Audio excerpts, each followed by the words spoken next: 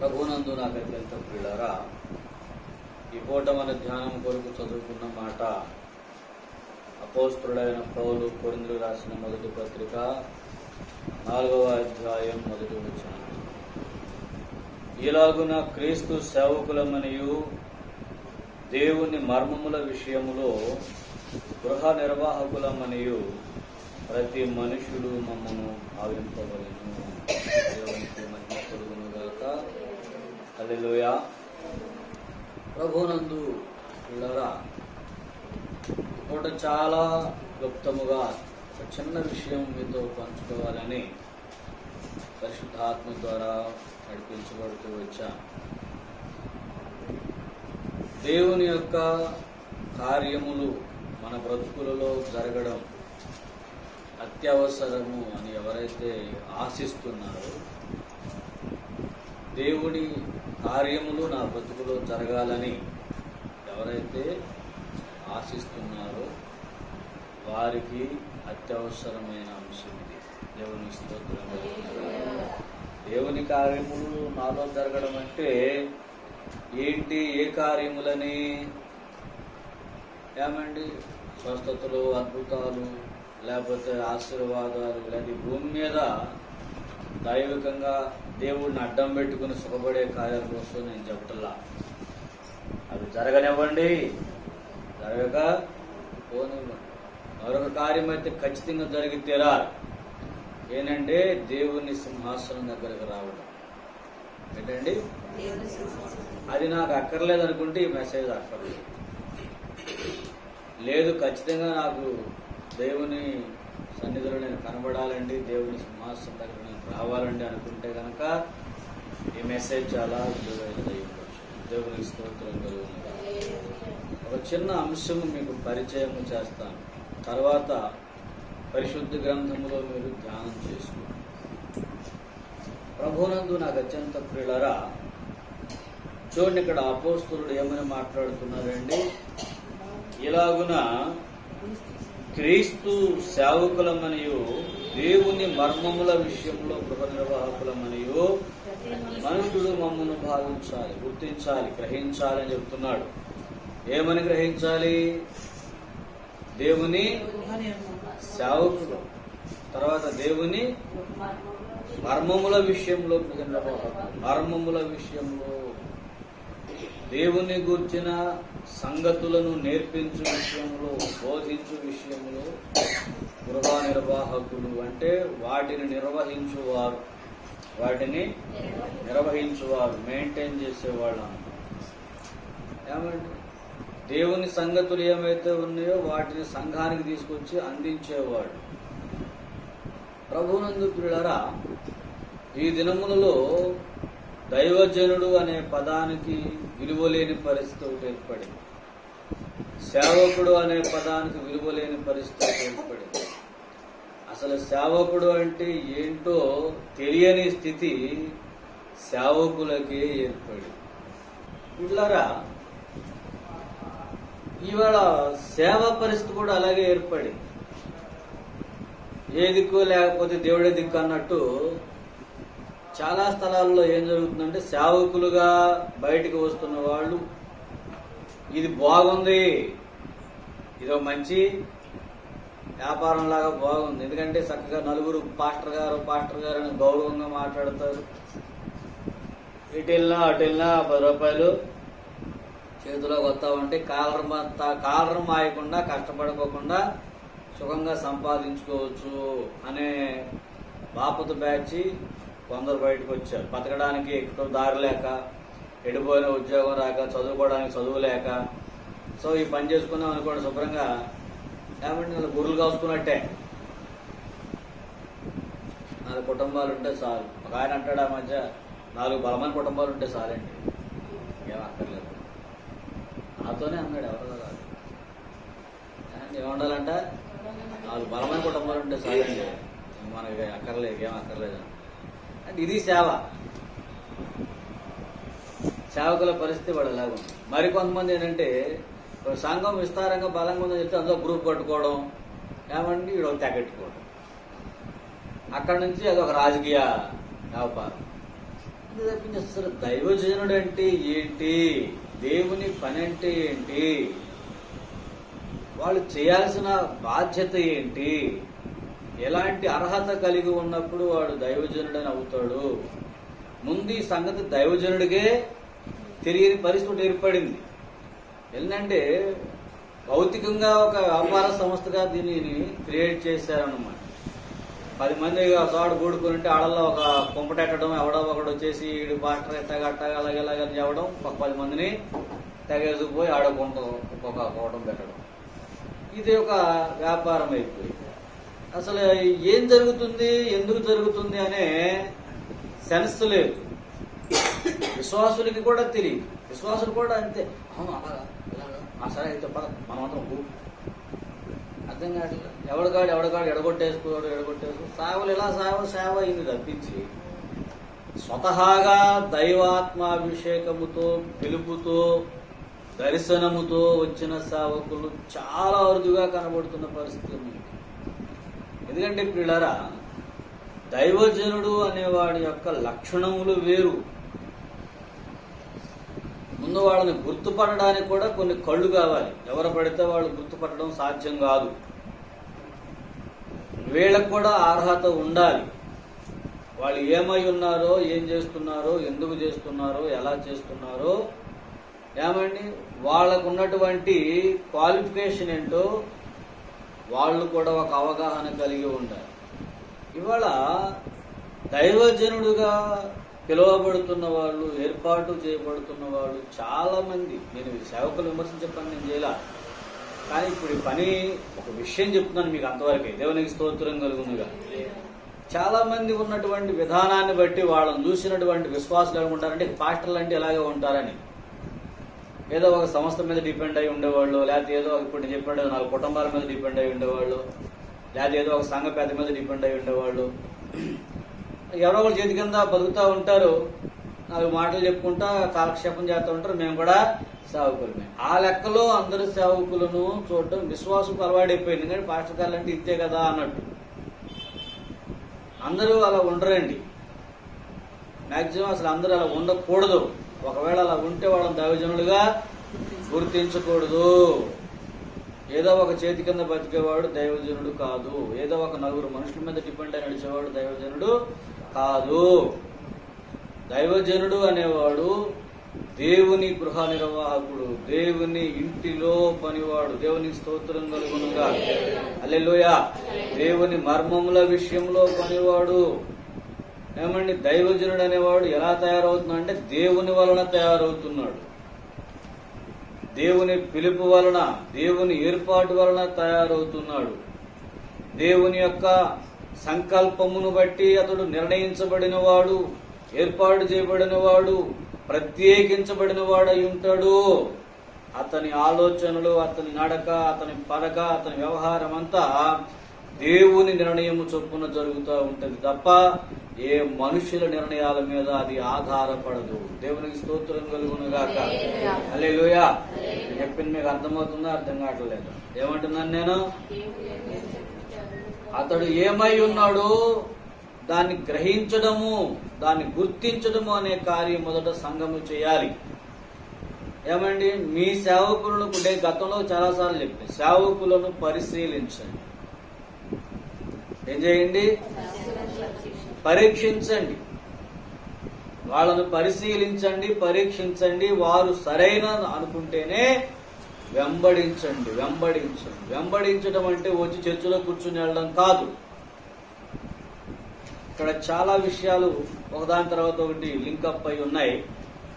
ప్రభుత్వం అయితే వచ్చిన తర్వాత ఎప్పుడన్నా క్లాసులు పెట్టుకున్నప్పుడు జరుగుదాం చెప్పుకున్నాం. కానీ ప్రస్తుతానికి ఒక మౌలికమైన విషయం నీకు పరిచయం చేయాలని అనుకుంటున్నా. వెంబడించడం అంటే ఏంటో ఒక మాట చెప్పగలరా మీరు ఎవరైనా? దైవజనులను అనుసరించడం, వెంబడించడం అని అంటే మీరు చెప్పినవన్నీ కూడా సరైన ఆన్సర్లే, ఏది తప్పు ఆన్సర్ లేదు.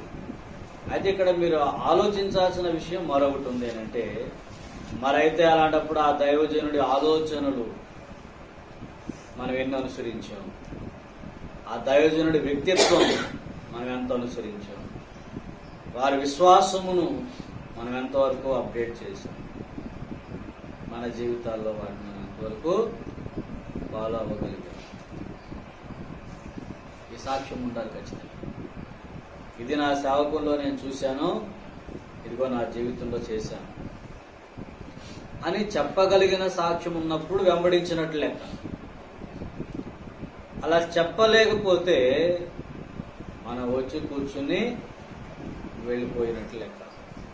మనం ఏం చేస్తున్నామో మనం పరీక్షించుకోవాలి. ఎందుకంటే ఇది దేవుని ఆజ్ఞ. దేవునికి స్తోత్రం కలుగునుగా. వాళ్ళ నేచర్ని మనం ఎంత అనుభవించాం, ఎంత అనుసరించాం, వాళ్ళ విశ్వాసమును ఎంత అనుసరించాం. హెబ్రీ పత్రిక వారి విశ్వాసమును అనుసరించమంటాడు కదా. దేవునికి స్తోత్రం కలుగునుగా. అలాగే వారి యొక్క వ్యక్తిత్వమును మనం ఎంతవరకు అనుసరించగలుగుతున్నాం, వెంబడించగలుగుతున్నాం అనేది మన ముందున్న సవాల్. అత్యంత ప్రాముఖ్యమైన విషయం. ఇదిగోనండి ఈయన నేను గుర్తుపెట్టానని మైండ్ మనకు ఉందా స్పష్టం. ఇక్కడ మనకి షునేమీరాలు కనబడిద్ది. మనకి ఘనురాలైనటువంటి షునేమీరాలు ఎక్కడ? ఎలీషా దగ్గర రాజుల గ్రంథంలో మనకు కనబడుతుంది. ఆమె ఎలీషాని గమనిస్తా ఉందట. ఎలీషా వస్తూ పోతూ ఉన్నప్పుడు ఆయనను గమనించి చెప్తుంది, నిజమైన దైవ భక్తి గల దైవజనుడని నేను ఎరిగి ఉన్నానని చెప్తుంది. అంటే దైవ భక్తి కలిగిన దైవజనుడు అని అంటే ఏంటి, ఎలా ఉంటాడో, ఏమై ఉంటాడో ముందుగా అతన్ని గుర్తించడం అనే అలవాటు ఒకటి మన మైండ్ లో రావాలి. అలా మనకి రానప్పుడు ప్రియులారా మనం వాళ్ళని ఫాలో అవ్వలేము. చెప్పింది అర్థమవుతుంది. ఎందుకంటే మంచి హాస్పిటల్ పలానా చోట అయితే రోగానికి కరెక్ట్ గా వైద్యం దొరికిద్ది అని తెలిస్తే ఎక్కడికి వెళ్తారు? పక్కనుంటే వెళ్తారా? ఎంత దూరం అనండి, వెళ్ళలేమలేండి అని చెప్పేసి ఎక్కడ ఏదో కానీ చేయాలంటారా? అలాంటి వాళ్ళు కూడా చూశాను నేను. ఎక్కడ కానీ బతికాలి మనిషి అర్జెంటుగా, ఎంత అన్నా కానీ ఏమన్నా కానీ కాక అని చెప్పేసి ఎటన్నా సరే తీసుకుపోదాం, ఏమన్నా సరే చేద్దాం, ముందు మనిషి మనకు కావాలనుకుంటే వెళ్తారా? వెళ్ళరా? ఆత్మను రక్షించుకోవాలనుకున్నవాడు, దైవత్వాన్ని సంపాదించుకోవాలనుకున్నవాడు, దైవజనుడు అరణ్యములో ఉన్నాడంటే అడుగు పోయారు, ఎడారిలో ఉన్నాడంటే అడుగు పోయారు, ఎక్కడున్నాడు అని ఎదుక్కుని వెళ్ళారు. అక్కడ నాకు దేవుని వాక్కు దొరుకుతుంది పోవాలని. అంతే తప్పించి మా ఇంటి పక్కన ఉన్నాడని ఎవడల్లా. ఇంటి పక్కన ఉన్నాడు జరిగిపోతే దెయ్యాలు వచ్చింది. ఏమండి, దైవజనుడి దగ్గరికి పోతే దేవుని వాక్కు వచ్చింది. దేవునికి స్తోత్రం కలుగునుగా. హల్లెలూయా. ప్రభునందు పిల్లరా, దైవజనులను గుర్తుపట్టడం అనేది చాలా ముఖ్యమైన విషయం. ఒకవేళ గుర్తుపడితే వాళ్ళు ఎక్కడున్నారో వాళ్ళని వెతుక్కుంటూ పోవాలి. వాళ్ళు ఎక్కడుంటే అక్కడ ఉండాలో వాళ్ళని వెంబడించాలి. దైవజనుడు అనే వ్యక్తిత్వాన్ని మనము సరిగా గ్రహించలేకపోతే మనం ఫెయిల్ అయినట్టే ఆత్మీయ జీవితంలో. ఫస్ట్ మన ఆత్మీయ జీవితంలో ఫెయిల్ అయినట్టే. అక్కడ అంటాడు కదా, ఏమండి ప్రవక్తలను నమ్ముకుండా అని చెప్పాడు, గుర్తుందా? దేవునికి స్తోత్రం కలుగునుగా. ఎందుకంటే ఎందుకు నమ్మాలి వాళ్ళని అంటే వాళ్ళ దగ్గర నుంచి నాకు దేవుని వాక్కు వస్తుంది. దైవజనుడు అసలు ఎందుకు ఏర్పాటు చేయబడ్డాడు చెప్పండి ముక్క. ఏమండి, దైవజనుడు అనేవాడు దేవుని ప్రజలకు దేవునికి మధ్యవర్తి లాంటివాడు. మధ్యవర్తి లాంటివాడు. దేవుడు ఏదైతే మాట్లాడబోనుకున్నాడో దాన్ని దైవజనుడికి చెప్తున్నాడు. దైవజనుడు దాన్ని తీసుకొచ్చి ఎవరికి చెప్తున్నాడు? సంఘానికి చెప్తున్నాడు. అంటే దైవజనుడు మొదట చేయాల్సిన పని ఏంటి? దేవునితో కనిపెట్టుకుని ఉండాలి. దేవుని గడప దగ్గర కాచుకుని ఉండాలి. దేవుడు ఏం మాట్లాడతాడో వినడానికి అతను చెవులు తెరుచుకుని ఉండాలి. 24 గంటలు దేవుని యొక్క ఆత్మావేశంతో, దేవుని ఆలోచనతో నింపబడి ఉండాలి. అతడు మాట్లాడుతున్నా, పని చేస్తున్నా, ఏం చేస్తున్నా అతడి యొక్క దృష్టి ఎక్కడ ఉండాలి? దేవుని వైపు నుండి ఉండాలి. దేవునికి స్తోత్రం కలుగునుగా. ఎందుకంటే అతడు ఎవరు? దేవుడు ఏర్పరుచుకున్నవాడు, దేవుని కోసం ఏర్పరుచుకున్నవాడు. కానీ వాళ్ళ పరిస్థితి ఏంటంటే పరలోకంలో యేసుకు ఏం జరిగిందో భూమి మీద దైవజనుడు కూడా అదే జరుగుతూ ఉంది. యేసు ఏం చేశాడండి? సమీపించడానికి తేజస్సులోనికి వెళ్ళాడా? అక్కడ దేవుని దగ్గర మాట్లాడుతున్నాడు, దేవునితో ఉన్నాడు. మళ్ళీ వచ్చి ఇక్కడ దూతలతో ఈ దూతలందరూ ఏమి లెక్కేశారంటే మా వాడేలే, మాలాంటి వాడేలే, మాతో పాటు వాడేలే, మాతో సమానమైన వాడేలే, ఆయన గొప్పేట అనుకున్నాడు. కాకపోతే అక్కడికి వెళ్ళి వస్తున్నాడు, ఆయన డ్యూటీ అది, మా డ్యూటీ ఇది. అది ఎవరి డ్యూటీ వాళ్ళు చేస్తున్నాం. ఇందులో ఆయన గొప్ప వచ్చింది ఏముంది, మాకు తక్కువ వచ్చింది ఏముంది. కాబట్టి ఆయన మేము సమానమే అన్న లెక్కలో వేసి మొత్తం మీద తిరుగుబాటే. అవునాక భూమి మీదకి వచ్చాక కూడా కొన్నిసార్లు యేసు ప్రభుని అలాగే లెక్కేసారు. ఇతర తల్లిదండ్రులు మాకు తెలవదా, ఇతర సహోదరులు వాళ్ళు మాకు తెలవదా, మా ఊరోడు కాదా, మా ఇంటి పక్కనే వెళ్ళది, అక్కడ వాటర్ పని చేసేవాడు, ఇతర ఏంటి గొప్ప అనుకుంది. వాళ్ళ అవిశ్వాసముకైనా మనలో ఒకడే దైవజనుడు, మనుషుల్లో మనిషే దైవజనుడు కూడా. దేవుడు కూడా అలాగే కనపడ్డాడు. కానీ వాళ్ళు దేవునికి మనుషులకు మధ్యవర్తులు, పయోముఖ అగ్నిగోళములు. ఈ మాట పయోముఖ విషకుంభాలు అనే మాట దగ్గర వాడతారు. అంటే పయోముఖ అంటే, పయో అంటే రెండు రకాల అర్థాలు ఉన్నాయి. నీరు, పయస్సు అంటే నీరు అని, అమృతం అని కూడా అర్థం. పైకి అమృతంలాగా ఉంటుంది కానీ లోపలంతా విషం ఉంటుందని పయోముఖ విషకుంభాలు. ముఖమంతా పైకి చూడటానికేమో అమృతంలా కనపడుతుంది, లోపల చూడడానికి లోపలికి పోతేనేమో విషయం. అలాంటి వాళ్ళు కొందరు. ఇప్పటిక్కడ పరిస్థితి ఏంటంటే పైకి చూడడానికి నీరులాగా తేలిగ్గా కనబడతారు, లోపల అగ్ని ఉంటుంది.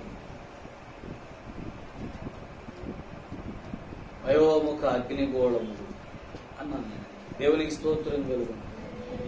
పైకి తేలికగా నీటిలాగా అల్పంగా స్వల్పంగా చల్లగా కనబడవచ్చు, సామాన్యంగా కనబడవచ్చు. లోపల వాళ్ళు ఎలాంటి వాళ్ళు తెలుసా అండి? అగ్నిగోళములు. మోషేని మనం గమనిస్తున్నాం. దైవజనుడైన మోషే విషయమై దేవుడే మాట్లాడుతున్నాడండి. ఏమండి? నా సేవకుడు అయిన మోషేకు మీరెందుకు భయపడలేదు? ఎందుకంటే అతనికి నేను ఇచ్చిన విలువ వేరు. అతడు ఏర్పరచుకున్నవాడు, అతడు నా ఇంట్లో నమ్మకమైన గృహ నిర్వాహకుడు. దేవునికి స్తోత్రం కలుగును. ఎలాంటి వాడు? నమ్మకమైన గృహ నిర్వాహకుడు. అట్లాంటి వాడు నా ఇంట్లో లేడు. దేవుని ఇల్లంతటిలో మోషే. దేవునికి స్తోత్రము చెప్పండి. అతనికి ఎందుకు భయపడలేదంటే ఏలియా గురించి మన అందరికీ బాగా. ఏలియా ఎంత అల్పమైన ఒట్టి చర్మం కట్టుకుని మీద గొంగళ్ళు వేసుకుని తిరిగేవాడు అంతే. గౌరవిస్తారు ఎవరన్నా? పెద్ద సూట్ వేసుకుని, ఏమండి ఇంత పొడుగు బూట్ వేసుకుని, ఏమండి పెద్ద కారులో దిగితే పెద్దయ్య గారు ఎవరండి? మామూలుగా ఏదో బడాయి కట్టుకుని చిన్న బైబిల్ చేతిలో పట్టుకుని పక్క నుండి వస్తే పక్కన ఇవాళ ఏలియా వస్తే ఒక్కడ సంఘంలోకి రానివ్వడు. యోహాను వస్తే ఒక్కడ ఆయన మాట పట్టించుకోడు. ఏమండి యెజబెలు వస్తే వెల్కమ్ చెప్తాడు. ఎందుకో తెలుసా? అది సౌందర్యవంతురాలు, సొగసైనది, అందమైనది, చక్కని భాష కలిగింది. ఏమండి అబ్బో దాన్ని చూస్తే అసలు దేవతలా కనపడిస్తాడు. దాని పేరులో ఉన్న అర్థమే పవిత్రురాలు, దాని దుర్మార్గాలు లేవు. అనే కాదా? యెహూ లాంటి వాడిని అమర్చా చూసింది. ఏమండి ఎవరక్కడా అనగానే మేము ఉన్నామన్నా తోచడి కింద. దేవునికి స్తోత్రం కలుగును గాక. పైనుంచి కింద పడేసరికి మొత్తం ద్రాక్ష పండు నలిగిపోయింది, రక్తం కుక్కలు నాయకుని దెబ్బకి. యెజబెలు అంటే దాన్ని ఇన్వైట్ చేస్తాం. ఎందుకంటే అది ఎలా కనబడుద్ది? అందంగా, సౌందర్యవంతంగా, దాని భాష, దాని యాస, దాని మాట, దాని మహిమ ఓహో అన్నట్టు ఉంటుంది. అసలంటే ఇది కదా దైవం. దాన్ని ఎదిరించిన ఎలియా కనబడతాడు అండి. ఇతనికి కూడు లేవు, నీళ్లు లేవు. ఎవరో పెడితే తిని బతకాలి. ఆ ముసలం దగ్గర తిని బతుకుతున్నాడు, ఆవిడ పెడుతుంది తిని తిని. నిన్నటిదాకానేమో ఆ వాగు దగ్గర పడి ఉండేవాడు, వాగు ఎండిపోసరికి ఇలా ఊడి మీద పడ్డాడు. వాళ్ళు ఇళ్ళు పెడితే తిని బతుకుతుంది. అతనికి మేడలు మెజ్జలు బట్టి ఏమీ లేవు. కానీ అతను మాట్లాడితే ప్రకృతి స్పందిస్తుంది. దేవునికి స్తోత్రం కలుగుతుంది. హల్లెలూయా. ఎందుకంటే అతని మాటలో దైవ శక్తి ఏముందండి? అతని మాటలో దైవ శక్తి ఉంది. అతడు మాట్లాడుతున్నప్పుడు దేవుడు మాట్లాడుతున్నట్టే. అతడు ఆజ్ఞాపిస్తే కార్యము జరుగుతుంది. దైవజనుడి వాక్కు. ఎందుకు అంత శక్తి వాళ్ళకి ఎందుకు ఉంది? వాళ్ళ నోటికి అంత శక్తి ఉంటుందా? ఏమండి వాళ్ళు దేవుని పక్షముగా ఉంటే ఉంటుంది. దేవునికి స్తోత్రం కలుగునుగా. దేవుని వైపున ఉంటే ఉంటది, దేవునితో ఉంటే ఉంటది, దేవుడు చెప్పినట్టు ఉంటే ఉంటది, దేవుని ఆలోచన జరిగిస్తా ఉంటే ఉంటుంది. వాళ్ళు లోకములో అందరితో పాటు ఉన్నవాళ్లే గాని అందరిలో వాళ్ళు కారు, వాళ్ళు అందరితో సమానులు కారు వాళ్ళు. ఎందుకంటే వాళ్ళు మరలా ప్రత్యేకించబడిన వాళ్ళు. సంఘమే ప్రత్యేకించబడింది ఈ లోకములో నుంచి. ఈ సంఘంలో నుంచి మళ్ళీ వాళ్ళు ప్రత్యేకించబడ్డారు సంఘం కోసం. దేవునికి స్తోత్రం కలుగునుగా. హల్లెలూయా, హల్లెలూయా. కాబట్టి వాళ్ళ విషయంలో అనాలోచనగా ప్రవర్తించడం, అనాలోచనగా మాట్లాడడం, లేకపోతే వాళ్ళని ఏదో కంట్రోల్ చేద్దాం, లేకపోతే వాళ్ళ ఏదో కమాండ్ చేద్దాం, డిమాండ్ చేద్దాం అన్నట్టుగా ప్రవర్తించితే నిప్పు రవ్వలు జేబులో వేసుకున్నట్టే. దేవునికి స్తోత్రం చెప్పండి. నెత్తి మీద కొరుగుతో గోక్కున్నట్టే. ఇదే ఉందిలే, నన్నేం చేస్తుందిలే అనుకుని నిప్పుతో గోక్కోండి. కొరుగుతో నెత్తి గోక్కోవడం అన్నారు ఇప్పుడు ఏం లేదు. మామూలుగా ఉండదు వ్యవహారం. దైవజనుడు అని నిజంగా వాడు దైవజనుడు అయితే సుమా, ధనాపేక్ష, శరీరాశ, నేత్రాశ, జీవపు డంబము, లోకములో గొప్పలు, డంబాలు, డాబులు కాదు. వాటిని చూసేవాడు దైవజనుడు కాదు. వాటి వెనక పరిగెత్తేవాడు దైవజనుడు కాదు. వాటి కోసం వెంపర్లాడేవాడు దైవజనుడు కాదు. అవి ఉండాలి బాబోయ్ దేవుడా నాకు ఇవ్వు ఇవ్వు అని అడిగేవాడు దైవజనుడు కాదు. లోకము కోసం పాకులాడుతూ వాటి కోసం ప్రార్థించి వాటిని పట్టుకుని అలాడేవాడు దైవజనుడు కాదు.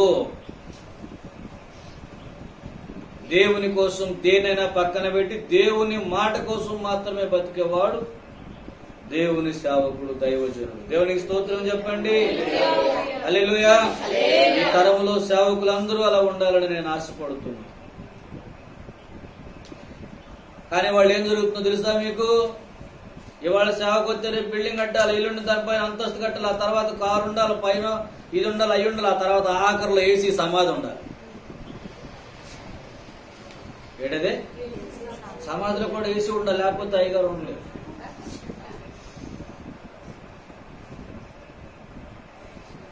పెద్ద ఆయన ఏముండాలా? దేనికి? సమాధికి కూడా ఏసీ. అలాంటి స్థాయి ఏ ఒక్క దైవ మర్మము రాదు. వాళ్ళ సంఘములో దైవ పోలిక ఉన్న విశ్వాసి కనబడడు. ఎంతసేపు లోక భీతిని నేర్పించేవాడు తప్ప ఒక్క ప్రవక్త గాని ఒక్క అపోస్తలుడు గాని ఎక్కడన్నా మీకు లోకమును ప్రకటించడం జరిగిందా? పరలోకమును ప్రకటించడం జరిగిందా? బైబిల్ దేవుని పక్షంగా వారు మాట్లాడుతూ వచ్చారా? లోకపక్షంగా మాట్లాడుతూ వచ్చారా? లోకమును జయించే బోధ మీకు నేర్పించారా ఇక్కడ? లేకపోతే లోకమును సంపాదించుకునే బోధ మీకు నేర్పించారా? ఏం నేర్పించారండి? ఏలియా మాట్లాడుతూ ఉండగానే 50 మంది గాలిపోయారు. మళ్ళీ ఇంకొక 50 మంది వచ్చారంట.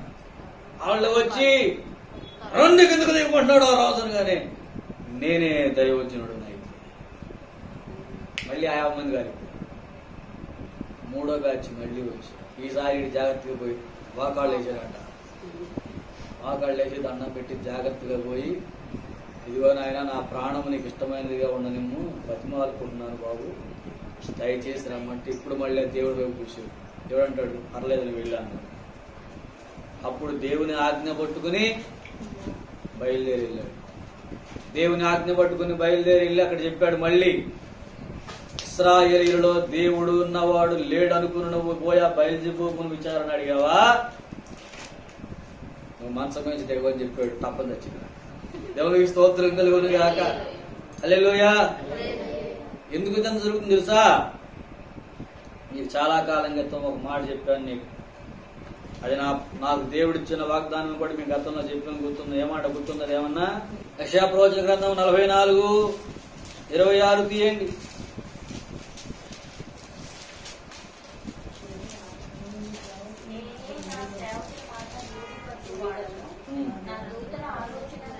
దేవునికి స్తోత్రము చెప్పండి. హల్లెలూయా. ఏం చేయవాడంట ఆయన? సేవకుని మాటను రూఢిపరచువాడు. దేవునికి స్తోత్రం చెప్పండి. హల్లెలూయా. ప్రభునందు ప్రియులారా, దేవుని యొక్క సముఖములో నిలబడుతున్నటువంటి దేవుని సేవకులు పైకి మనకు కనబడుతున్నటువంటి రూపములు వేరు, వాళ్ళ లోపల జరుగుతున్న దైవ కార్యము వేరు.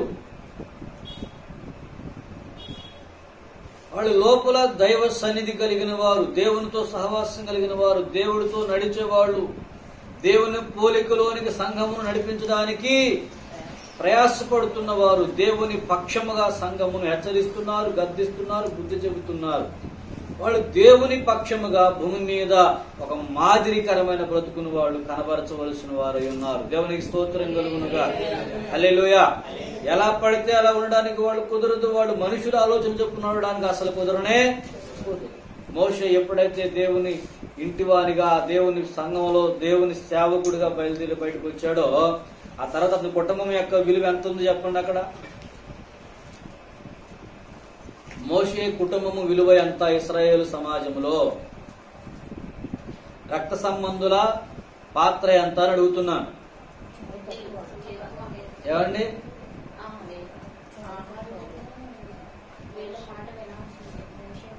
అహరోను సైతము అన్నాడు ప్రభువా అని పిలవదు వచ్చింది. ఎవరిని?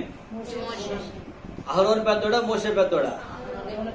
మరి అహరోను పెద్దోడా ఉండి మోషే ప్రభువా అని పిలవడం ఏంది? ఏమండి? మోషే పెద్దోడా మిరియాం పెద్దదా? మిరియామే పెద్దది. మిరియాం పరిస్థితి ఏమైంది? దేని గురించి వచ్చింది? ఏమండి? ఎందుకు? చిన్నోడు తమ్ముడు. అసలు బతికిచ్చింది ఎవరు అతన్ని?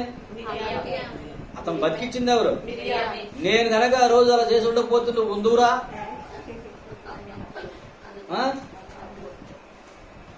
నువ్వు ఉందువా? నిన్ను బతికిచ్చింది నేను.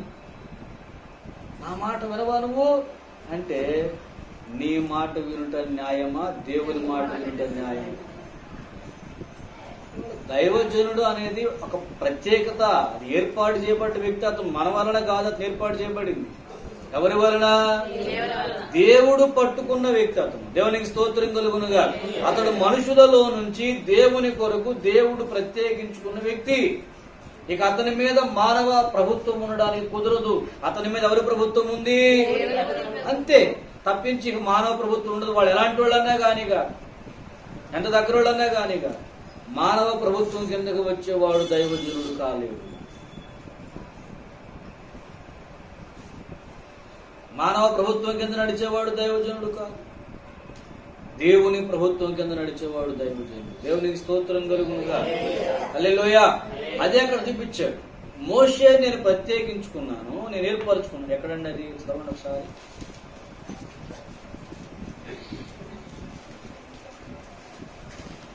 సంఖ్యాకాండం కదా?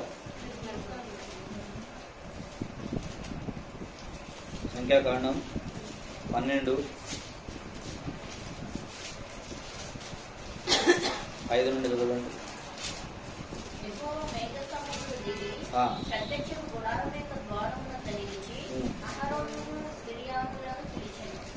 వారిద్దరూ రాగా ఆయన నా మాటలు వినుడి, మీలో ప్రవక్త యుద్ధని ఎడల యెహోవాను నేను దర్శించి అతడు నన్ను తెలుసుకున్నట్టు కలలో అతనితో మాట్లాడదు. నా సేవకుడైన మోషే అట్టివాడు కాదు.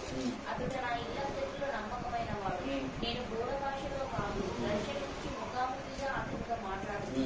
అతడు యెహోవా స్వరూపమును నిదానించి చూస్తున్నాడు. కాబట్టి నా సేవకుడైన మోషే విరోధంగా మాట్లాడుటకు మీరేలా భయపడలేదనే. యెహోవా కోపము వారి మీద రగులుకొనగా ఆయన వెళ్ళిపోయాడు. మేఘమును ఆ ప్రత్యక్ష గుడారం మీద నుండి అప్పుడు మిరియాము హిమము వంటి తెల్లని పుష్టిగలదాయను. అహరోను మిరియాము వైపు చూచినప్పుడు ఆమె పుష్టిగలదిగా కనబడెను. అహరోను, అయ్యో నా ప్రభువా, మేము అవివేకులము, పాపులమైన మేము చేసే పాపములు మా మీద మోపవద్దు. తన తల్లి గర్భంలో నుండి పుట్టినప్పటికే సగము మాంసము క్షీణించిన శిశువు శవములే ఆమెను ఉండనీయకమని మోషేతో చెప్పగా. ఎవరితో చెప్పాడు? మోషే దేవుని పలికాడు. అక్కడ ఈ మాట ఎవరిని వాడాలి? మరి ఎవరికి వాడాడు? ఎందుకు అలా వాడాడు? దేవుడిని ఒప్పుకున్నాడు. మరి చెప్పాడు, అతన్ని మీకు నేను దేవుడిగా నియమించాను. దేవునికి స్తోత్రము చెప్పండి. హల్లెలూయా. ఎందుకంటే పిల్లరా, ఇది నేను ఒక సేవకుడిని హెచ్చించడానికి చెప్పటం లేదు, కానీ నిప్పును నిప్పు అని చెప్పకపోతే ముప్పు. నేను చెప్పింది అర్థం కాదా? ఏమంటున్నాను? కాబట్టి దాని వివరం కనీసం తెలియకపోతే చెప్పాల. ఇది ధర్మం కాబట్టి చెబుతున్నా. అని తప్పించి ఇదేదో లెక్కించుకోవడానికో లేకపోతే ఇదేదో ఘనత పెట్టుకోవడానికో అని భ్రమపడకండి. మళ్ళీ సైతాన్ గాడి బుర్రలో దూరి ఈ చెత్త పెడతా ఉంటాడు, కాలిపోతే జాగ్రత్త. దేవునికి స్తోత్రం కలుగునుగాక. ఎందుకంటే ఇక్కడ మళ్ళీ ఏదో ఒక వ్యక్తిని లేదా ఆయన గొప్ప చేసుకోవడానికి ఇది మాట్లాడుతున్నారా లేకపోతే ఇంకేదన్నానని కాదు. ఇది దైవజనుడి యొక్క విలువను గ్రహించకపోతే ప్రమాదము అన్న సంగతి గుర్తించాలని నేను చెప్తున్నా. ముందు దైవజనుడిని గుర్తించడం నేర్చుకోవాలి. అసలు ఆ దైవజనుడు అవునా కాదా అనేది పరీక్షించి తెలుసుకోవాలి. ఒకవేళ దైవజనుడే అయ్యుంటే కనుక వాళ్ళకున్న విలువేంటో దేవుని దగ్గర తెలుసుకోవాలి. దేవునికి స్తోత్రం కలుగునుగా. వాళ్ళ లక్షణాలేంటో తెలుసుకోవాలి. వాళ్ళు ఈ లోకం కోసం పాకులాడుతారా, మనుషుల కోసం పాకులాడతారా, లేకపోతే ఈ లోకంలో మరి దేని మీదైనా వాళ్ళు ఆధారపడతారా, దేనికోసం అన్నా వాళ్ళు అరులు చేస్తారా, వాళ్ళ క్యారెక్టర్ ఎలాగుంటుంది, వాళ్ళు ఏమై ఉంటారు, ఎలాంటి వాళ్ళు అయి ఉంటారు, ఇది ముందు పరిశీలించి తెలుసుకోవాలని మీకు చెప్పాను నేను. దేవునికి స్తోత్రం కలుగునుగా. అందులో నేను కూడా ఉన్నాను. నన్ను కూడా మీరు పరిశీలించాలని మీకు ఎన్నోసార్లు చెప్పుకుంటూ వస్తున్నా. ఇవాళ కొత్తగా చెప్పట్లా. నేనేదన్నా ఒకటి మాట్లాడాలంటే ఆ ధైర్యం నాకు ఉండాలి కదా. ముందు మీరు పరీక్షించండి అని చెప్పినప్పుడు అది మాట్లాడడానికి ధైర్యం నాకు ఉండొద్దు. మీరు పొద్దున లేఖను తీసుకొచ్చి నీళ్ళు ఎక్కడ ఉంది, మరి నువ్వు ఈ ప్రకారం నువ్వు ఉన్నావంటే నేను సమాధానం చెప్పుకోవాలి కదా. నా బతుకులో దేవుడు నాకు ఇచ్చిన పరిధిలో, నాకు ఇచ్చిన పిలుపును బట్టి నా స్థాయిలో నేను నాకు తగినంతగా నేను నడవాలి. దేవునికి స్తోత్రం కలుగునుగా. నా మట్టుకు నాకు లభించినంత మట్టుకు నేను నమ్మకంగా నడవాలా, దాన్ని మీకు తీసుకొచ్చి అప్పచెప్పాలా. ఈ రోజు మీరు ఒక వాక్యం వింటున్నారు, ఒక సంగతి మీ దగ్గరికి వస్తుందంటే అది ముందు నా దగ్గరికి దేవుడు పంపబట్టే కదా మీ దగ్గరికి వచ్చింది. అది దేవుని ఇంటిలో నుంచి కొన్ని అంశములు తీసుకొచ్చి మీ ముందు ప్రజెంట్ చేయాల్సి వస్తుంది. దేవునికి స్తోత్రం కలుగునుగా. అంటే దేవుని మర్మములను కూర్చున్నటువంటి గృహ నిర్వాహకత్వం నమ్మకంగా చేయాలంటే ఇక్కడ ఉన్నవాడు నమ్మకంగా ఉండాలా అక్కర్లేదు. మోషే అలాంటి వాడు. దేవుడు ఏది మాట్లాడితే అదే మోషే మాట్లాడతాడు. మోషే సొంతము లేదు. అందుకే అక్కడ మోషే స్వకుటుంబం అనే దానికి అక్కడ ప్రాధాన్యత లేదు. స్వకుటుంబం అన్నా సరే ఆ ప్రజల్లో ఒకళ్లే, అవునా కాదు? మోషే సొంత కుటుంబం కూడా జనాల్లో ఒకళ్ళ కాదా? వాళ్ళు కూడా అరణ్యయాత్రలో ఉన్నారా లేరా? ఉన్నారు. అందరూ కలిసే బయలుదేరారు. అందరికీ కలిపి ఈయనే నాయకుడు దేవుడు, అందరితో పాటుగా. దేవునికి స్తోత్రం కలుగునుగా. మోషే కుటుంబీకులు కాబట్టి వీడు తప్పు చేస్తే దేవుడు వదిలేస్తాడా? వదిలేశాడా? వదిలేడా? వదిలేదు. సరిగదా? గట్టిగానే ఇచ్చాడా? వార్నింగ్ లేదా? ఇచ్చాడా? అంతే కదా. కాదు మొత్తం అక్కడి నుంచి దేవుడు కదిలిపోయాడు. దేవుని యొక్క కార్యములను గ్రహించాలి. ఏలియా గాని ఎలీషా విషయంలో కూడా మనం చూస్తే ఎన్నో అద్భుతాలు. ఒక మాట తేడాగా మాట్లాడారు ఎలీషాని. ఎలీషా ఇటు తిరిగి చూడగానే మొత్తం మీద పిల్లల సైతము.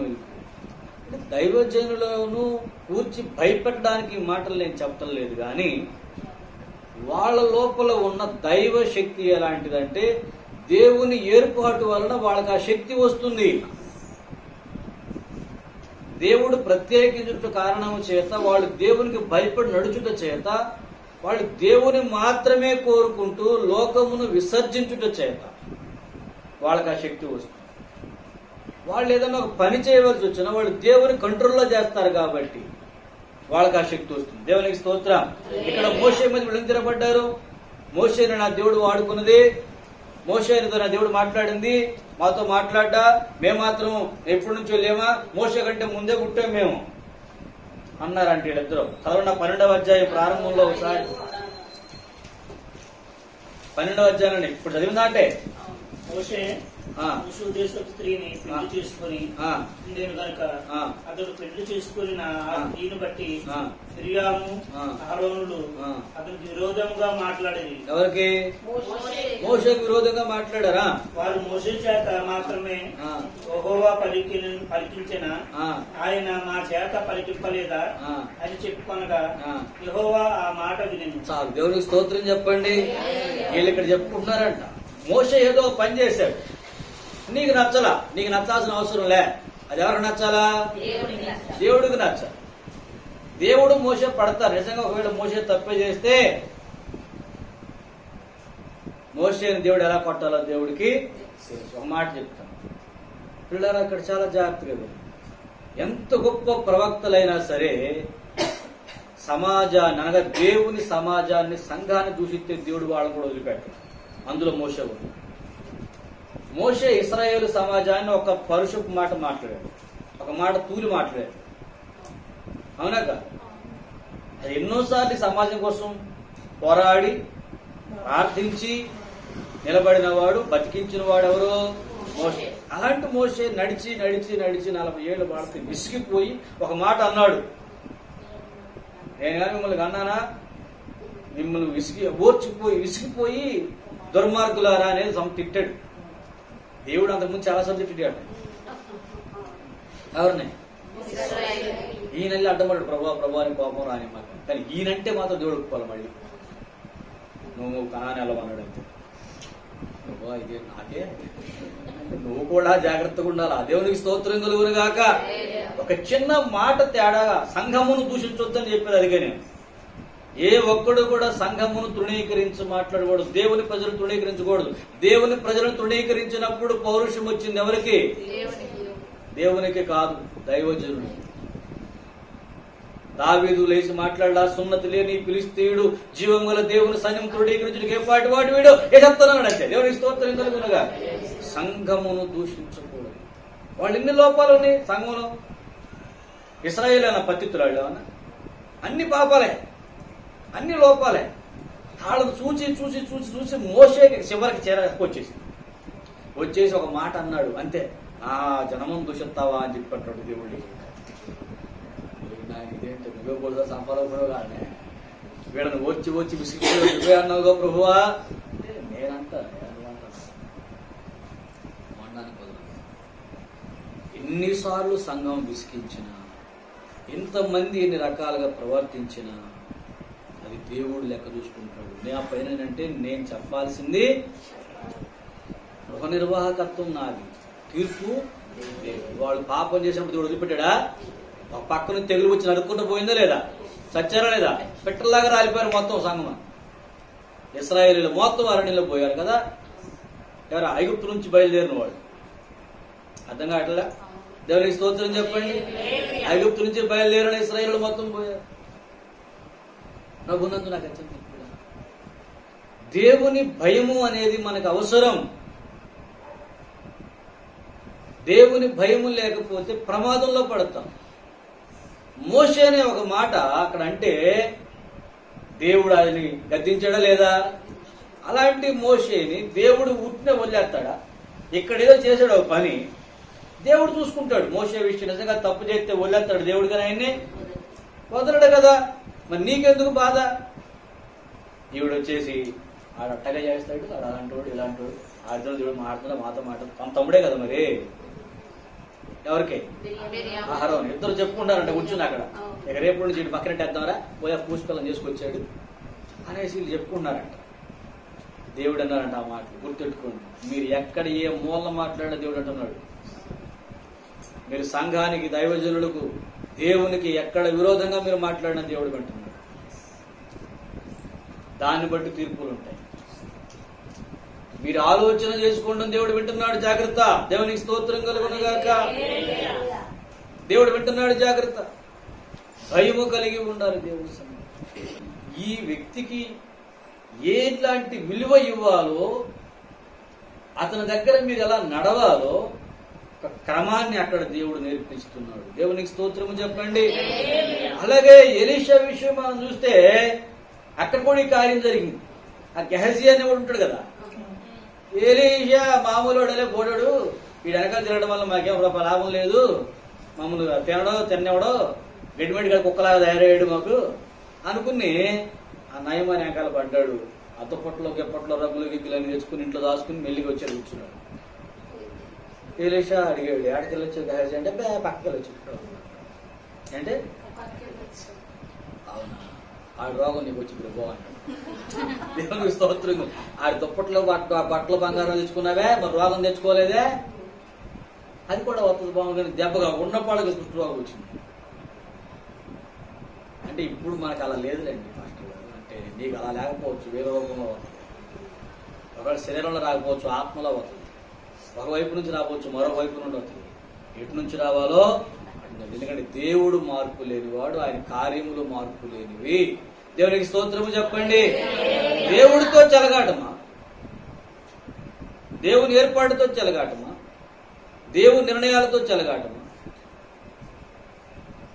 అందుకే ఇక్కడ పౌలు మాట్లాడుతున్నాడు, మేము దేవుని గృహ నిర్వాహకులము, దేవుని మర్మముల విషయంలో.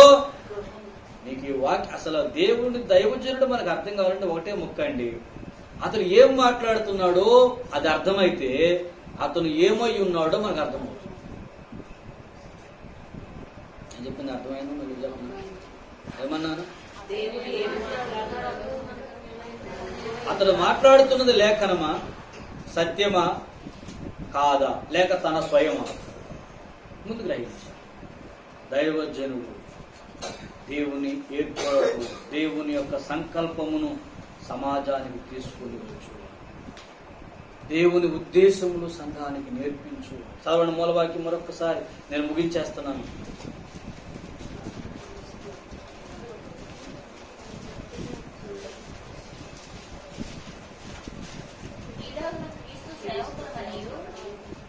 దేవుని మర్మముల విషయంలో గృహ నిర్వాహకులమనియు ప్రతి మనుషుడు మమ్మను భావింపవలెను. దేవునికి స్తోత్రం కలుగును గాక. హల్లెలూయా.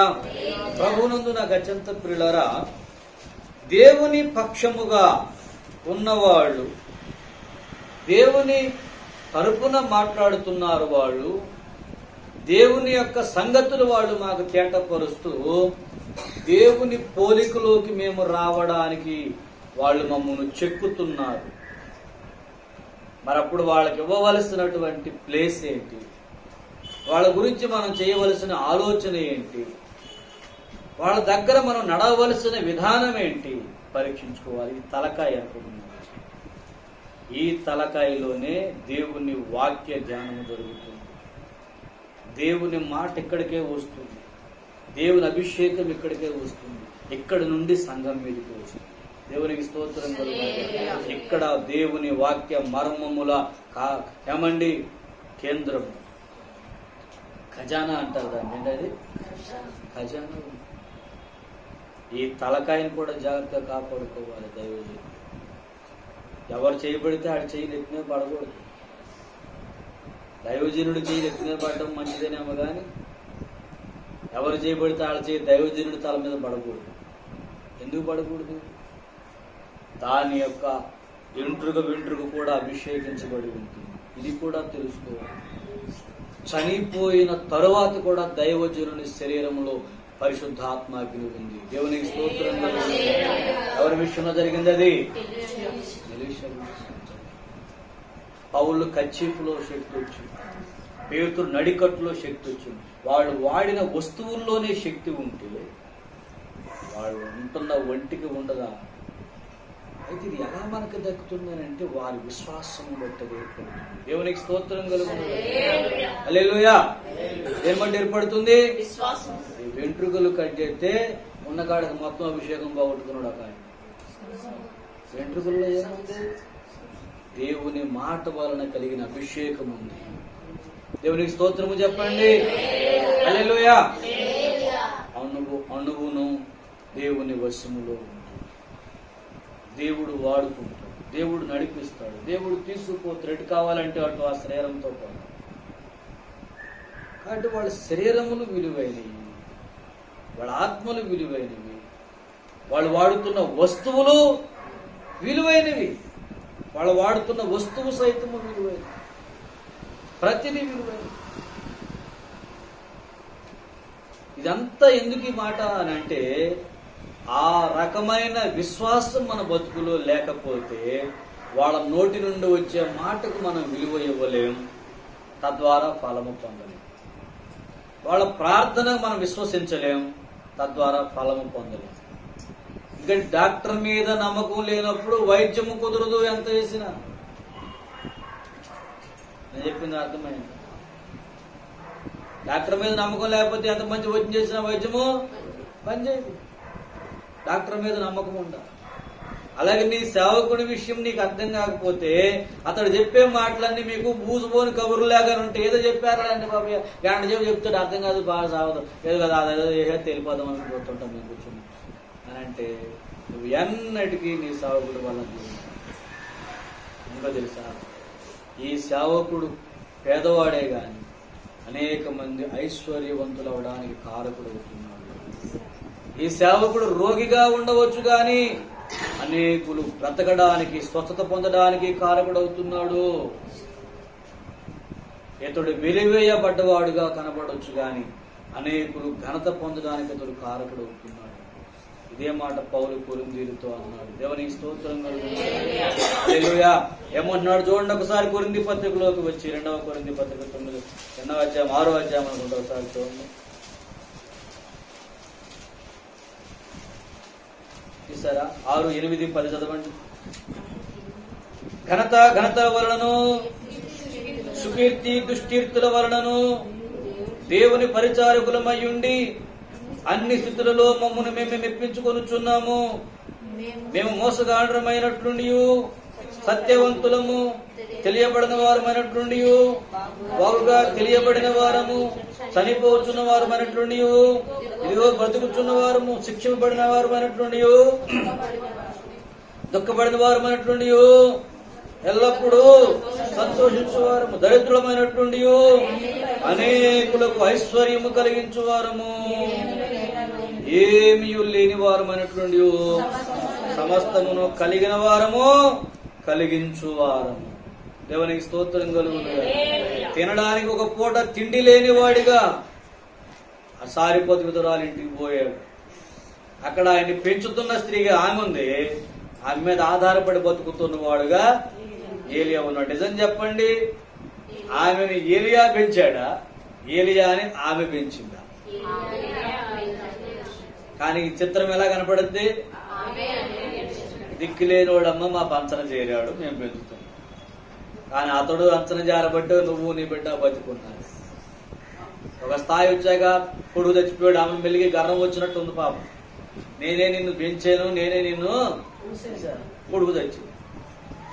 అప్పుడు వచ్చి అంటున్నాడు, దైవజనుడా నా ఇంటికి ఎందుకు వచ్చావు, నా పాపాలకు జ్ఞాపకం చేయడానికి వచ్చావా అంటే, ఇప్పుడు దాకా నీ పాపాలకు జ్ఞాపకం లేవన్నమాట, ఇప్పుడు గుర్తొచ్చినాయా? సరే ఒప్పుకో. అయితే బులో మనం ఎడుతున్నాడు, కొడుకుని బతికించింది కొన్ని కొడుకుని అప్పచెప్పి ఇంట్లోకి బయటకు వచ్చి.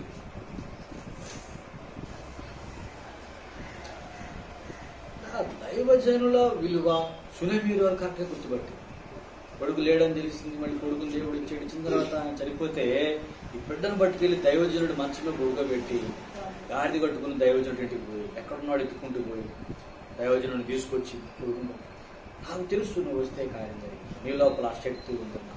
దేవునికి స్తోత్రం కలుగును. హల్లెలూయా.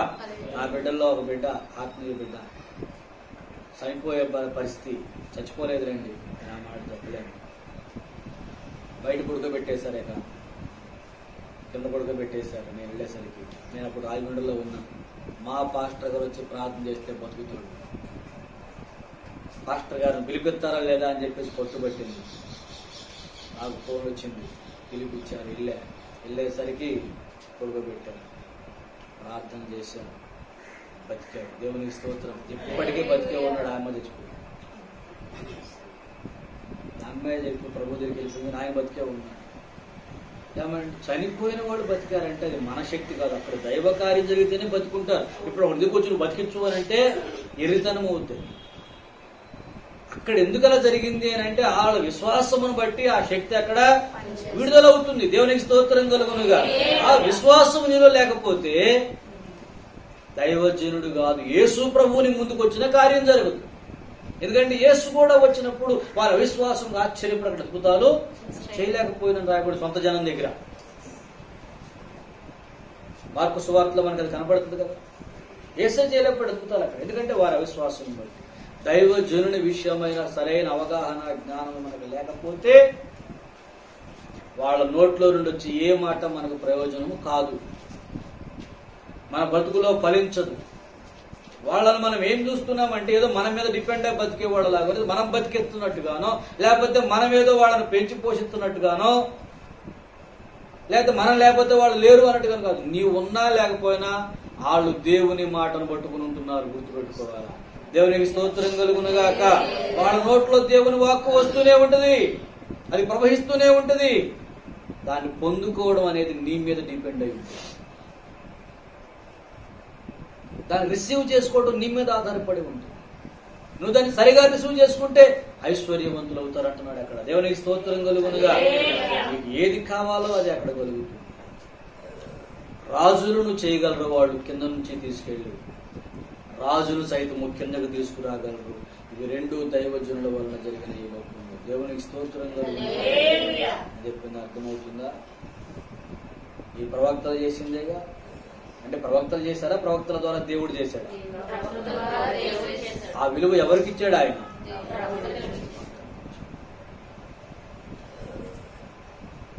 ఎందుకో తెలుసా? వారి చుట్టూ అగ్ని గుర్రములు రథములు ఉన్నాయి, దేవుని సైన్యం ఉంది, దేవుడు ఉన్నాడు వాళ్ళ చుట్టూ. ఎందుకంటే వాడు దేవునిలో నడుస్తున్నారు. దేవునికి స్తోత్రం కలుగునుగా.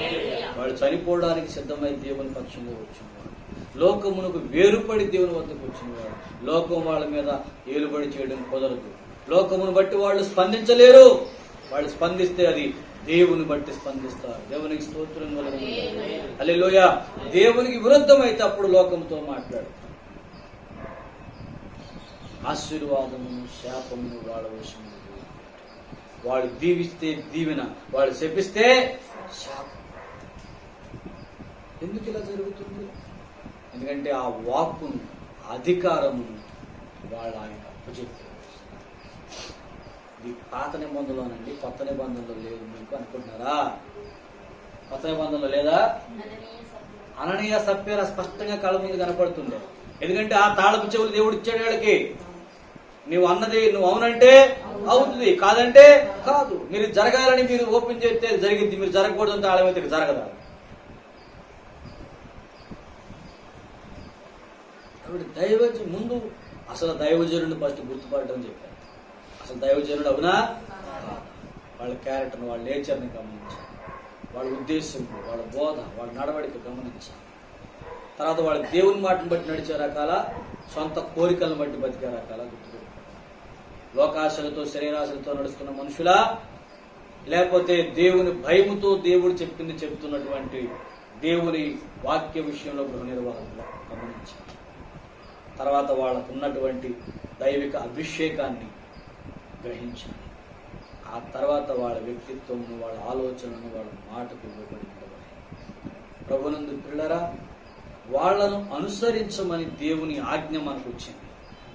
అనుసరించకపోగా నువ్వు విభేదించి అందరితో పాటు ఎక్కడెక్కడో కొంతమంది ఏంటంటేనండి, నేను చెప్పాను ఇందాక, కొంతమందిని సేవకులు అలాంటి వాళ్ళ దగ్గర ఉండొస్తారు. అలాంటి వాళ్ళు ఇలాంటి వాళ్ళు కూడా చెప్పడం వరకు అయితే చెబుతారు తప్ప చేయడం వాళ్ళు చేయరు. కాబట్టి ఎవరు కూడా వాళ్ళని పట్టించుకోవాల్సిన అవసరం లేదు. అందరు పాస్టర్లు ఇట్టాగే ఉండాలంటే నష్టపోతారు. యెజెబెలు దగ్గర అబద్ధ ప్రవక్తలు ఉండొచ్చు, కానీ ఏలియా ఒక్కడు చాలు మొత్తాన్ని సఫా చేస్తాడు. జాగ్రత్త. వాళ్ళలాగా వీళ్ళుండరు, నిజమైన దేవుని సేవకులలో ఉండరు. ఎవడో మొచ్చటిగా నీళ్లు తాగుతూ బతికే రకాలు కాదు. వాళ్ళ వల్లనే మనం బతుకుంటున్నాం, మన వల్ల వాళ్ళు బతకట్లా. ఇది గుర్తుపెట్టుకోవాలి. దేవునికి స్తోత్రం కలుగునుగాక. వాళ్ళు మాట్లాడుతున్నప్పుడు దేవుడు ఆ మాటకు విలువిస్తున్నాడు. ఆ మాటే మన దగ్గరికి వచ్చి మన బతుకులను బాగు చేస్తుంది. ఆ మాట మన హృదయమును స్వస్థపరుస్తుంది, మన మనసును స్వస్థపరుస్తుంది, మన ఇంటిని స్వస్థపరుస్తుంది, మన పరిస్థితులను మారుస్తుంది, నన్ను దేవుని పోలికలోకి తెస్తుంది, రేపు నాకు నిత్య జీవాన్ని ఇస్తుంది. అక్కడి నుండి వచ్చాడు. మరి ఆ మాట వస్తున్న ఈ చోటును ఎలా చూడాలి? ఎలా చూడాలి? దైవజనుడు అంటే మనకు ఆప్ర చులకన లెక్కలేంత దైవజనుడు ఈ భూమి మీద ఉన్న పదవులన్నిటికల్లా హైయెస్ట్ ప్లేస్. ఎందుకంటే వాడు దేవుని ప్రతినిధి. దేవునికి స్తోత్రం కలుగును. ఈ భూమి మీద నువ్వు ఎవరినన్నా ఒక రకంగా గౌరవించాలనుకుంటే దైవజనుడు తర్వాతే. ఎవరికన్నా విలువ ఇవ్వాలనుకుంటే దానికంటే పై విలువ దైవజనుడికి ఇచ్చి ఆ తర్వాత కింద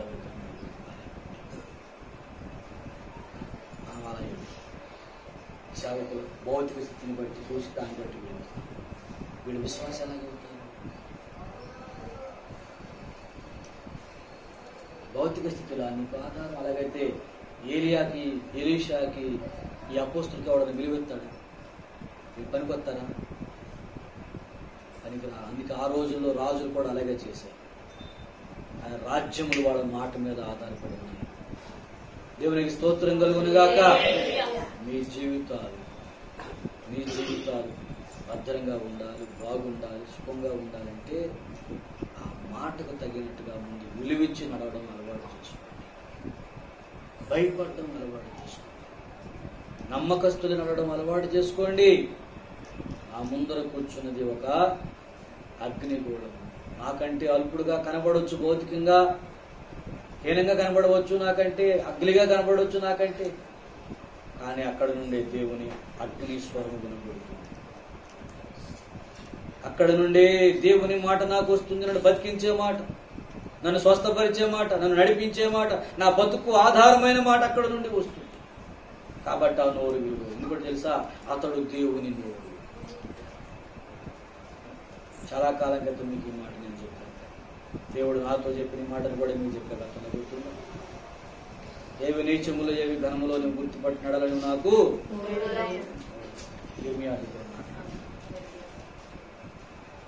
చెప్పానా? చదవండి ఒకసారి ఆ మాట. ఇర్మియా ప్రవచన గ్రంథం 15:19.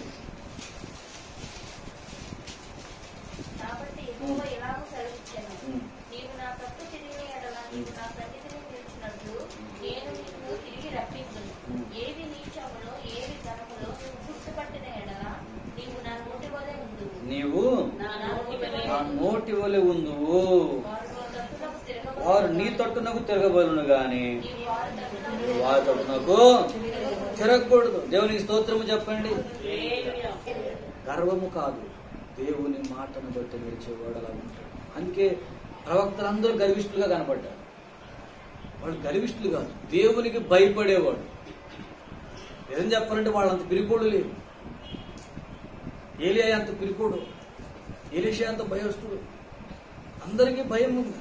పౌలు అందరికీ భయపడుతుంది. కానీ వాళ్ళు ఎవరికి భయపడుతున్నారు? దేవునికి భయపడుతున్నారు. దేవుని మాటకు భయపడుతున్నారు. దేవుని చిత్తం ఇది కాబట్టి ఇది జరిగింది తీరాలి అని వాళ్ళు ఎదురు చూస్తూ దానికోసం భయపడుతున్నారు తప్ప ఎలా బతకాలని దానికోసం వాళ్ళకి భయం. ఏమి తినాలి, ఏమి తాగాలని దానికోసం వాళ్ళకి భయం ఉండదు. అలాంటి వాడు దైవజనుడు. సంపాదించుకునే లోకంలో ఫేమ్ సంపాదించుకోవాలి, నేమ్ సంపాదించుకునేవాడు దైవజనుడు. వీళ్ళు రేపు పరలోకంలో సింహాసనం కూర్చుంటారు. దేవునికి స్తోత్రం కలుగునుగాక.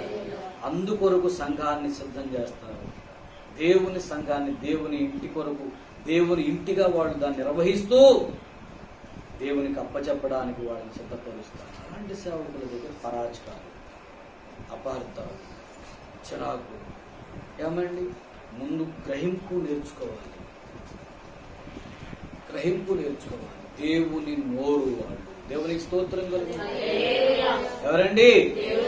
దేవుని నోరు, దేవుని గృహ నిర్వాహకులు, దేవుని పనివాళ్ళు, దేవుడు ఏర్పరచుకున్న ప్రత్యేకించబడినటువంటి జనాంగము ఏదైతే ఉందో దాన్ని నడిపించడానికి మళ్ళీ ప్రత్యేకించబడిన దేవుని సన్నిధి మోసుకుంటూ తిరుగుతున్న దేవుని మందసముతో నడుస్తున్న వాళ్ళు, ఆశీర్వాదములతో నడుస్తున్న వాళ్ళు, వాళ్ళు పేదలుగా కనబడుతూ అనేకులకు ఆశీర్వాదమును పంచి పెడుతున్నవాళ్ళు, వాళ్ళు రోగులుగా కనబడుతూ అనేకులకు ఆరోగ్యం ఇవ్వడానికి కారకులవుతున్నవాళ్ళు, వాళ్ళు ఎవరికి ఎరగని వారి వలె కనబడుతూ, ఎవరికి ముక్కు మొహం తెలియని దిక్కుమాలుడు అన్నట్టు కనబడుతూ అనేకులకు ఘనతను తెచ్చిపెడుతున్నవాడు. అలాంటి సేవకులు దేవుని నమ్మకమైన పరిచారకులుగా ఉన్నప్పుడు వాళ్లకు మనం ఇస్తున్నటువంటి విలువలు ఎటువంటి, వాళ్లను మనము ఎంతవరకు వెంబడిస్తున్నాము, వాళ్ళ విశ్వాసము మనము అనుసరించింది ఎంత, వాళ్ళ అడుగుల్లో మన అడుగులు ఎంత దూరం పడ్డాయి, వాళ్ళ ఆలోచనలో మన ఆలోచన ఎంతవరకు కలిసింది. కనీసం దైవజనుడు మాట్లాడే ఒక మాట అన్న మన నోటికి వచ్చిందా?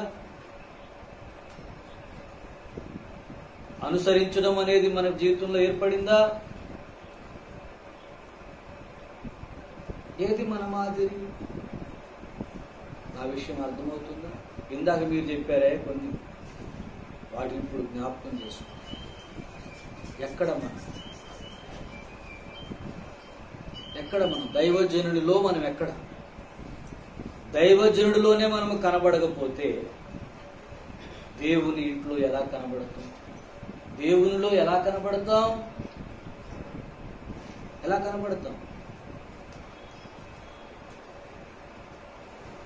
లోకములో పాకులాడుతున్న మనుషులు దేవునితో నమ్మకంగా ఉండడం చాలా అవసరం. లోకమును విడిచిపెట్టాలంటే విడిచిన వాడి వెనక నడిస్తేనే తప్ప సాధ్యం కాదు. సంఘములో ఉన్నామంటున్నాం, వాక్యం అంతా వింటూ ఉంటున్నాం, నోటిలో మాట మారలా, మనసులో ఆలోచన మారలా, హృదయంలో ఉద్దేశములు మారలా.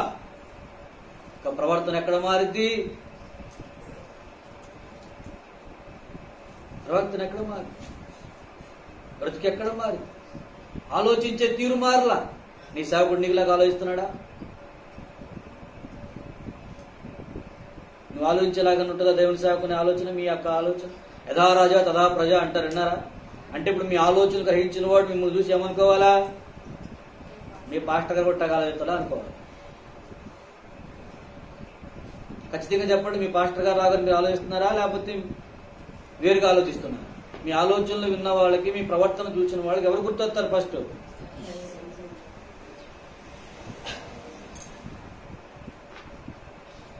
మీ ఆలోచనలు, మీ సేవకుని ఆలోచనలు పోలి ఉన్నాయి. కనీసం కనబడుతున్న వాడి ఆలోచనలే మీకు రానప్పుడు కనబడని వాని ఆలోచనలు మీకు ఎప్పటికి వస్తాయి?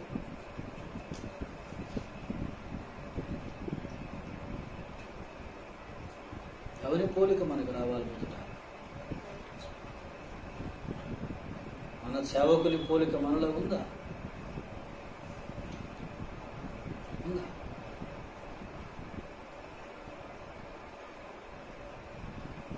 మన సేవకుని పోలికే మనకు రానప్పుడు మన సేవకుడు ఎవనికి సేవకుడు అయ్యాడో ఆయన పోలిక ఎప్పటికొచ్చింది నీకు?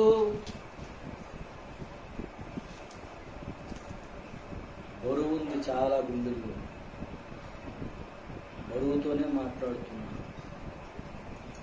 పరీక్షించు, జాగ్రత్త పడండి. దైవిక భయము నిజంగా మీ గుండెల్లో ఉంటే దైవిక క్రమాన్ని అనుసరించి దైవజనులను ఎలాగ మనం మాట్లాడుతున్నాం, ఏం మాట్లాడుతున్నాం, వాళ్ళ దగ్గర ఎలా ఉంటున్నాం, వాళ్ళ ఆలోచన కొరకు ఏం ఆలోచిస్తున్నాం, వాళ్ళు ఏమై ఉన్నారు, ముందు దాన్ని పరిశీలించి తెలుసుకోవాల్సింది. పరిశీలించిన తర్వాత దాన్ని అనుసరించాల్సిన బాధ్యత. ఈ రెంటిలోనూ మనం మిస్ అయ్యి ఏదో డ్వాక్రా గ్రూప్ సంఘం లాగా ఆయన మాకు లీడర్ అన్నట్టు, మా గ్రూప్ లీడర్ ఆయన అన్నట్టు మీరు లెక్కలు కట్టుకుని ప్రవర్తించితే మీరు ఎప్పటికీ ఇలాగే బతుకుతారు. రేపు నిత్యత్వంలో కనబడరు, ప్రమాదంలో పడతారు. జాగ్రత్త. ఎందుకంటే మీ యొక్క స్వభావం ఒక్కటి మారదు, మీ ఆలోచన ఒక్కటి మారదు, మీ నడవడిక ఒక్కటి మారదు. మీరు ఏమాత్రం మార్పు లేని వారిగా ఉంటారు. చివరికి న్యాయపీఠం ముందర ఒకవేళ వస్తే సిగ్గుపడతారు. అది మీ బతుకుల్లో ఎప్పటికీ ఆ సిగ్గుపడే పరిస్థితి రాకూడదనేది నా ప్రార్థన. జ్ఞానము కలిగి దేవుని పిల్లలుగా నడవడానికి ప్రయత్నించండి. రండి మోకరిద్దాం.